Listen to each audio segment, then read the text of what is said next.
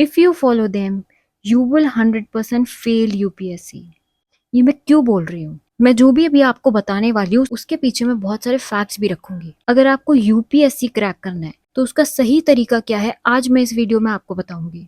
अभी तक आप जो भी कर रहे हो वो सब एकदम रॉन्ग है, एकदम गलत है। मैं ऐसा क्यों कह रही हूँ? आप क्या करते हो ना, किसी भी फैकल्टी या अच्छे कोचिंग इंस्टीट्यूट से जाके फाउंडेशन कोर्स में एनरोल करते हो, लेक्चर्स परचेज करते हो, बट कभी आपने रियलाइज किया कि ये जो लेक्चर्स होते हैं ये मिनिमम 2 घंटे का एक लेक्चर तो होता ही है, और अगर ऑफलाइन है तो इससे भी ज्यादा मान लो टाइम। और इस 2 घंटे के लेक्चर को कंप्लीट करते हुए आपको 3 घंटे लग जाएंगे, कभी कभी उससे भी ज्यादा टाइम लग सकता है। अब यहाँ देखो, ये रोड मैप 2027 वाली वीडियो में मैंने आपको बताया था कि ये जो टाइमलाइन है इसको ऑलमोस्ट हर टॉपर फॉलो करता है, जिसमें जुलाई टू अक्टूबर प्रीलिम्स और मेंस की इंटीग्रेटेड स्टडी होती है, नवंबर और December is dedicated to mains preparation, और जनवरी से अप्रैल तक प्रीलिम्स की डेडिकेटेड प्रिपरेशन होती है। अब आपका नाम सिलेक्टेड लिस्ट की कैंडिडेट में आएगा या नहीं ये डिसाइड करता है ये टाइमलाइन, कि आप कितने अच्छे से ये टाइमलाइन को फॉलो कर पाए।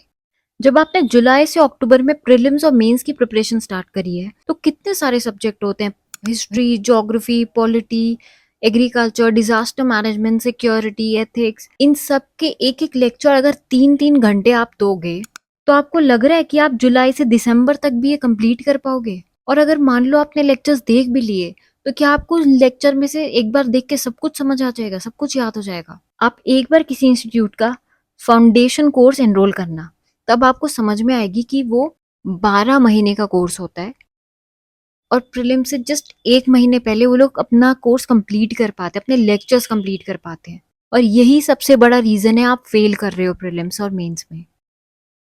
अब देखो, स्टार्टिंग में सभी यही करते हैं कि या तो फाउंडेशन कोर्स में एनरोल कर लेंगे या कहीं से कोर्स परचेज कर लेंगे, पर जब तक आपको ये रियलाइज होगा कि लेक्चर से आपको सब्जेक्ट तो समझ आ रहा है लेकिन ना तो आप प्रीलिम्स रेडी हो पाए, ना आप मेंस के आंसर लिख पा रहे हैं, मॉक टेस्ट दे रहे हो तो तुक्के लगा रहे हो, लो स्कोर कर रहे हो, और ये जो गोल्डन टाइम पीरियड होता है ये वाला, इसको आपने मिस कर दिया है।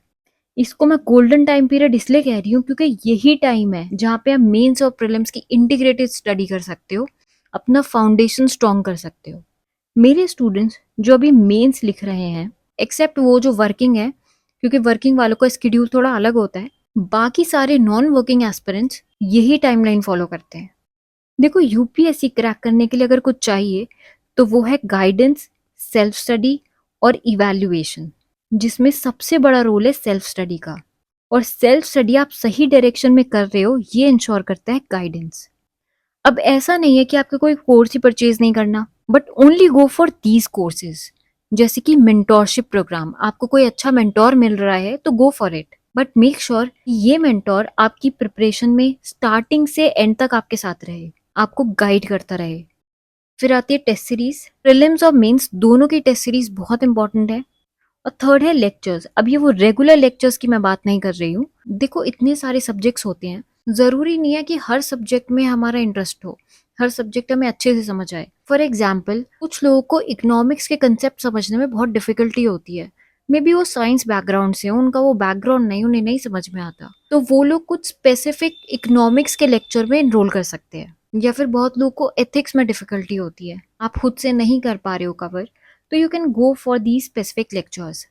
नाउ, अब मैं आपको एक रियलिटी चेक देने वाली हूँ आपके खुद के बारे में, जो आपको शायद अभी तक पता भी नहीं है। I am train in psychology, और मैं कुछ ऐसी मिस्टेक्स की बात करूंगी जो आप कर रहे हो, पर अगर आपने इन पे काम नहीं किया तो आप एक्चुअली फेल कर जाओगे, you will not clear UPSC. इसलिए इसे ध्यान से सुनना। देखो, साइकोलॉजी में एक कंसेप्ट होता है प्रोडक्टिव प्रोक्रेस्टिनेशन। इसमें क्या होता है कि हम प्रोडक्टिव तो फील करते हैं, हमें लगता है कि हम कुछ बहुत प्रोडक्टिव कर रहे हैं, बहुत बेनिफिशियल कर रहे हैं, जो हमारी प्रिपरेशन में हेल्प कर रहा है, हम कुछ एफर्ट कर रहे हैं, बट उसमें ज्यादा मेंटल एफर्ट नहीं लगता। अब मैं जो एग्जांपल्स देने वाली हूँ ना, एक बार सोच के देखना कि ये चीजें आपको पसंद है कि नहीं। आई एम श्योर आपको ये सब करना पसंद होगा। जैसे कि लेक्चर्स देखना, वीडियो लेक्चर्स, बुक्स में हाईलाइट करना, अपने नोट्स ऑर्गेनाइज करना, शॉप से जाकर स्टेशनरी परचेज करना, अपना टाइम टेबल बनाना। क्या मैंने सही कहा कि आपको ये सब चीजें करना पसंद है? ये सब पार्ट है प्रोडक्टिव प्रोक्रेस्टिनेशन के।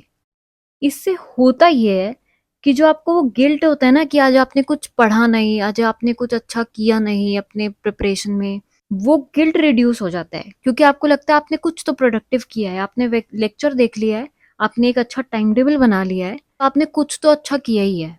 बट वो जो हार्ड वर्क आपको करना था, जिसमें आप रिकॉल करते, क्वेश्चन सॉल्व करते, पीवाईक्यू लिख रहे होते या फिर आंसर राइटिंग कर रहे होते, जिसमें एफर्ट्स लगते आपके, वो आपने पोस्टपोन कर दिए। बट पोस्टपोन करने का आपको गिल्ट नहीं हुआ क्योंकि आपने कुछ तो प्रोडक्टिव किया है, ये आपके माइंड ने आपको बोला है। तो अगर आप ये कर रहे हो, और आई एम श्योर कि ये कर रहे हैं, बहुत लोग कर रहे हैं, ऑलमोस्ट सभी कर रहे हैं ये, तो अगर ये कर रहे हो, ये छोड़ दो करना, वरना you will definitely fail in prelims and mains. You need real efforts.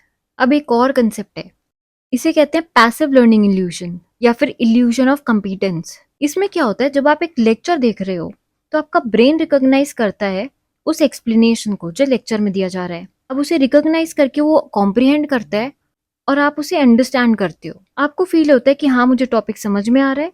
So your brain says to you that yes, I understand this topic. But you fail to realize कि understanding does not mean being able to recall और apply it. आपको उसे apply करना नहीं आता, अभी आप उसे रिकॉल नहीं कर पाओगे, आपने सिर्फ उसको समझा है। Then you move to next video. जैसे कि आपने एक फेडरलिज्म पे लेक्चर देखा, everything make sense to you, you feel productive, but the reality is कि learning requires retrieval, not just exposure. आपको सिर्फ यहाँ एक्सपोजर मिला है, आप उसे रिकॉल नहीं कर पाओगे एग्जाम टाइम में। और यही रीजन होता है जो आप प्रीलिम्स के टाइम में ऑप्शंस में कंफ्यूज होते हो, आप क्वेश्चन सॉल्व नहीं कर पाते। आपने पढ़ा होता है, आपको पता है कि आपने कहीं ना कहीं पढ़ा है, लेकिन आप रिकॉल नहीं कर पाते हो। आप अपनी प्रिपरेशन में क्या मिस्टेक्स कर रहे हो, कमेंट सेक्शन में बताओ। I will try to give you a practical solution to it.